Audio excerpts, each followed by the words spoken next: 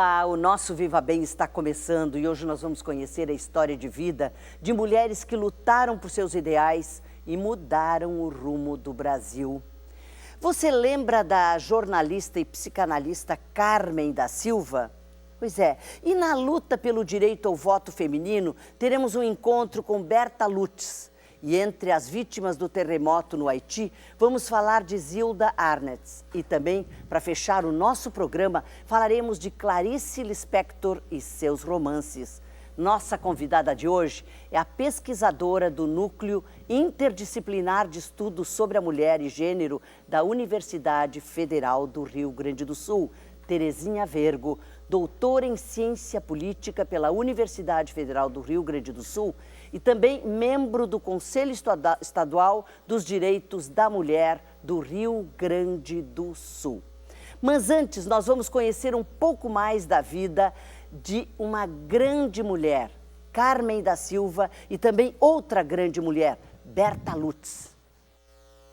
Jornalista e psicanalista, a gaúcha Carmen Silva se tornou precursora das discussões sobre o feminismo brasileiro. Aos 22 anos, escreveu uma coluna na revista Cláudia chamada A Arte de Ser Mulher, publicada durante a ditadura militar. Carmen também provocou o debate público de temas importantes, como o divórcio, o adultério, o trabalho e a questão do uso da pílula anticoncepcional. Outra mulher de destaque na história brasileira foi a carioca Berta Lutz, que foi uma das primeiras militantes a lutar pelo direito do voto das mulheres.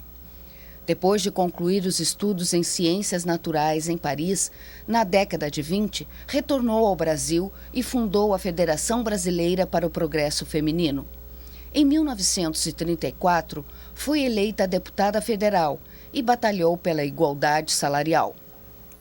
Pois é, então a gente vai começar falando sobre Carmen da Silva, né? A Carmen, ela teve uma contribuição, a Carmen Silva, realmente muito importante como feminista neste país. Mas a gente tem que contextualizar. Ser feminista naquela época, ser feminista hoje é bem diferente. Vamos falar daquela época. A contribuição maior da Carmen. A Carmen, como jornalista, então, vamos ver assim, as mulheres, essas primeiras mulheres, Berta Lutz, lá no início do século XX, Carmen da Silva, elas estão dentro do campo de uma elite cultural, elas são altamente intelectualizadas, né? Então, e com isso, elas se correspondem intelectualmente com outras mulheres do mundo que também estão nessa luta pelas igualdades, a questão do voto e da participação das mulheres. Então, a Berta Lutz também vai nesse sentido. Exato. E a Carmen da Silva, então, ela tem uma época que ela mora e vive na Argentina, volta para o Brasil e começa a se dedicar. Ela é daqui de Rio Grande da cidade, ela é gaúcha, né? Então, essa questão... Mais uma vez uma gaúcha. Mais uma gaúcha. Ela respira também outras ideias progressistas, vão ser, ou não conservadoras a respeito da mulher.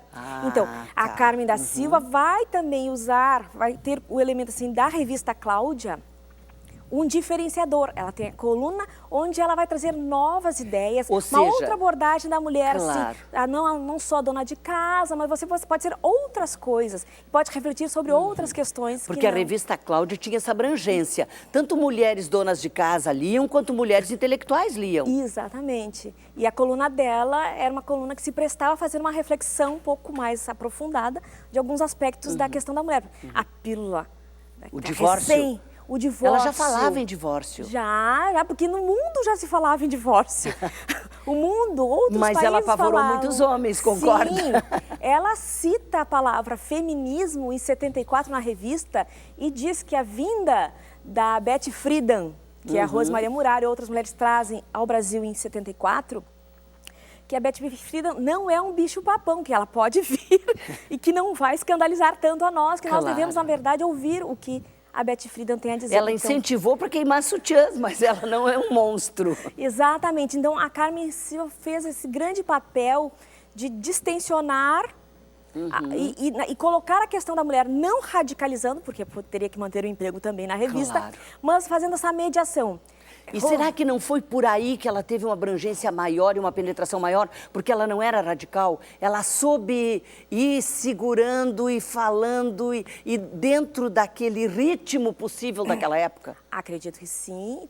Então, nós estamos vivendo num período da ditadura, Isso. em que as feministas que voltam lá do final da década de 70 e 80, começam a retornar com seus companheiros que ficaram exilados, trazem também as leituras de Simone de Beauvoir e todas as outras leituras importantes. Então, esse é o momento que a Carmen da Silva está trabalhando também, nessa conjuntura, nessa cultura, esse caldo de cultura bastante propício a discutir as questões das mulheres. Claro. Então, outras mulheres também foram presentes, marcantes, por exemplo, Jaqueline Pitangui, primeira presidenta do Conselho Nacional dos Direitos da Mulher, logo depois do fim da ditadura. Exatamente. Então, que Se a lutaram gente por contextualizar democracia. naquele período, ela foi uma desbravadora. Exatamente, ou seja, se não fosse a coragem dela, mas também Jaqueline Pitangui, vem também de uma elite, mas uma pessoa muito culta, mas muito aberta para ideais, né, mais progressistas, vamos dizer assim, da mulher, de uma participação mais ativa e de garantia dos direitos. Então, se não são essas mulheres também a fazer frente e tomar partido, ou seja, tomar para si os direitos das mulheres, e aí as mulheres trabalhadoras vão ganhar, as mulheres estudantes vão ganhar, todas ganharão com essas primeiras que foram lá para frente. Claro, que nem Berta Lutz, quer dizer, Berta Lutz, deputada em 34, qual foi esse papel tão marcante? Sim, porque ela funda a Federação para o Progresso Feminino, a Federação Brasileira para o Progresso. A palavra hoje não sou até meio conservadora, mas para a época, final de 1800, início de 1900, é algo extremamente radical para a época. Claro. O voto feminino, por exemplo, no Brasil, a gente conquista. A primeira eleitora foi em 1927, porque era diferente do nosso sistema, lá no norte do país. Ah, ok. E em 34, sim, a gente consegue o voto para todas e nós podemos também ser eleitas. Então, imagina, a trajetória da Berta Lutz vai influenciar bastante e dizer, as mulheres podem votar. Então, existem várias mulheres, Liga Feminina, no início de 1900, que busca o direito ao voto das mulheres. Então, primeiro foi o direito a estudar das mulheres. Então, nós vamos ter assim, a primeira estudante de medicina, final de 1800. A primeira na arquitetura. Nise Floresta. Quer dizer, ela pode fazer o curso de medicina, mas não pode exercer a profissão. Então, elas são incentivadas muito pelos seus pais, a gente vai ver a história dessas mulheres, a estudar. Tem uma que vai aos Estados Unidos na época do Império, o imperador Dom Pedro paga os estudos para ela nos Estados Unidos em medicina e ela retorna depois e vai praticar a profissão.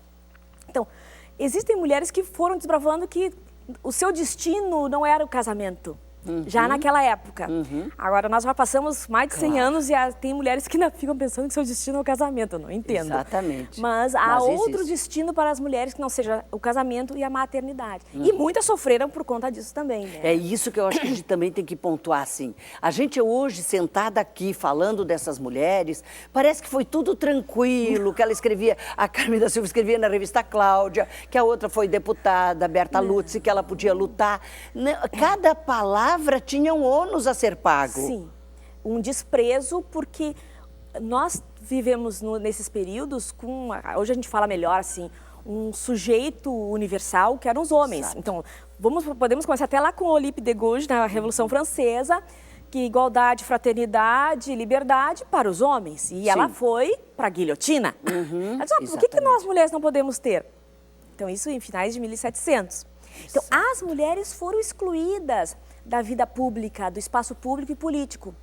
Trazer as mulheres para esse espaço que é, vamos dizer assim, naturalmente dos homens, a vida pública e política, foi esse grande desafio dessas mulheres. Então, realmente, a chacota, de que elas eram masculinizadas. Exatamente. E era muito frequente. E ainda ou eram infelizes no amor, por isso elas estavam fazendo isso. Exatamente. Então, desbravaram em muito essa condição que o espaço da mulher naturalmente é o espaço da casa. Claro.